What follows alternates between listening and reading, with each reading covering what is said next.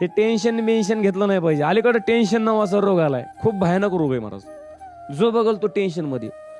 बरं, कुणाचं टेन्शन घ्यावं, कधी घ्यावं, कुठं घ्यावं भानच नाही. फक्त निमित्त पाहिजे टेन्शनला, विनाकारण टेन्शन. मेवणीचं लग्न जमाना, याला टेन्शन. अरे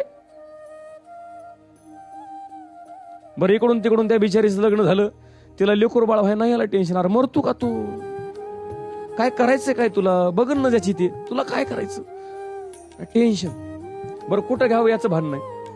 परवा दिवशी एक माणूस बाथरूम मध्ये गेला, आतून कडी लावली, मेला. दरवाजा फोडून बाहेर काढला.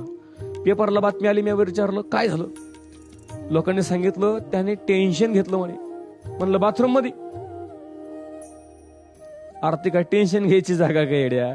अरे फ्रेश व्हायच्या जागेमध्ये तू टेन्शन घेतो म्हणजे तू माणूस आहे का? टेन्शन घ्यायचं नाही, फ्रेश बसायचं आणि हसायचं. हसण्यानं माणसाचं आयुष्य वाढतं. हसणं हे नॅचरल ब्युटी आहे. महिला मंडळ, तुम्ही किती चांगला मेकअप करा, तुम्ही कॅमेरामॅनला म्हणा फोटो काढ, कॅमेरामॅनला काय म्हणतो? स्माईल म्हणतो का नाही? का बरं तुम्ही मेकअप थापला नाही का चेहऱ्यावर? मेकअप थापलाय ना, तरी सुद्धा हसा का? कारण हसणं हे माणसाची नॅचरल ब्युटी आहे. हसलं पाहिजे, कारण ज्याला हसता येतं त्याला चार माणसामध्ये बसता येतं.